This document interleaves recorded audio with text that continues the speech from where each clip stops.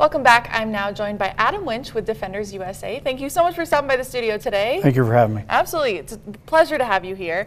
So today we're going to talk about something that I think pretty much anyone can make use of, situational awareness. What is that exactly? Okay, situational awareness is basically just being aware of your surroundings, what's going on around you. Actually, the defensive world, even the gun world, talks about situational awareness quite often. I think it's kind of a misnomer because it's impossible to have true situational awareness in a 360-degree environment at all times.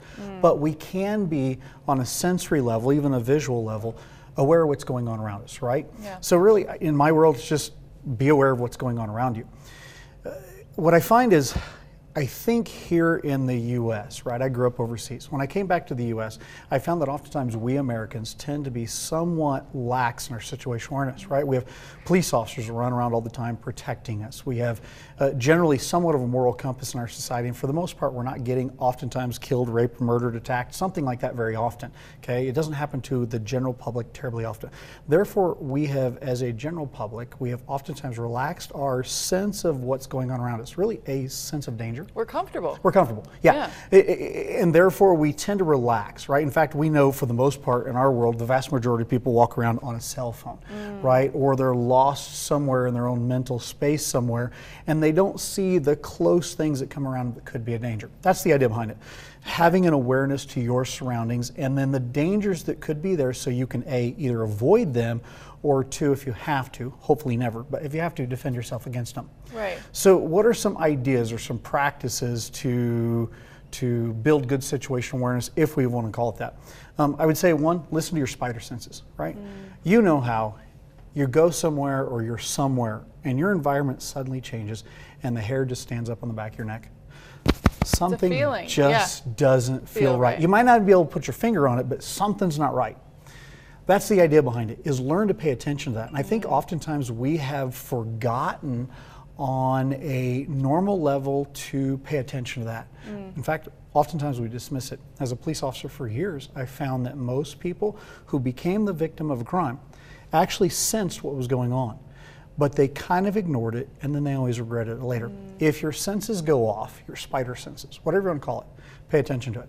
There's a reason for it. It's a survival positive that's been brought to you, that you have grown. It's there. Learn to listen to that. Yeah. And meaning if your environment changes and something just doesn't feel right, you're somewhere and some guy walks in that makes you uneasy, or a group of people walks in that makes you uneasy, it's now time to sit there and go, okay, wait a minute, why does that bother me? And who are these people and why do they bug me? Right, there could be 50 people in the room, but if there's that one person over there that bugs you, you should be paying attention to that one person. Absolutely. You can ignore everybody else out there because your instincts say that there's nothing wrong. But with that one, you need to sit there and examine it. So what do we look for? If something bugs you or a person bugs you, what do? You want to take the time to look at people and kind of on a visual level, decide what's going on with them. What's their eyes say? Yeah. Right? Are they intense and looking at you with an intensity, or are they purposely shifting away from you?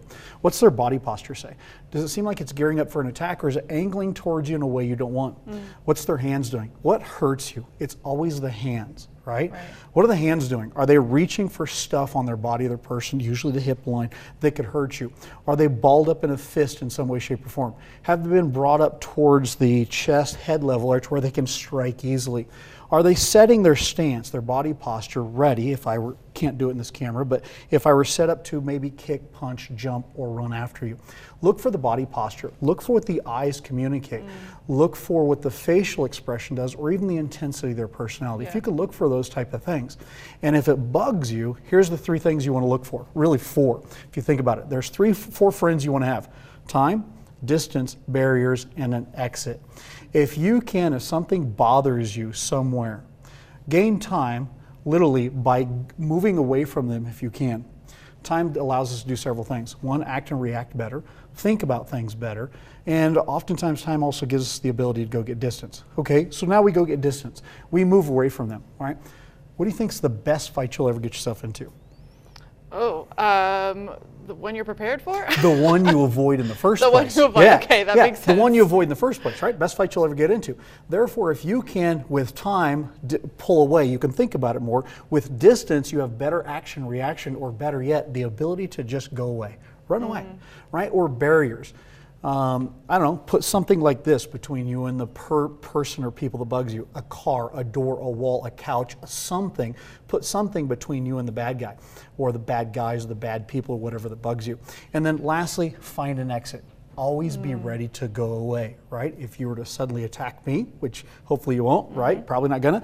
I could exit and run that way if I had to.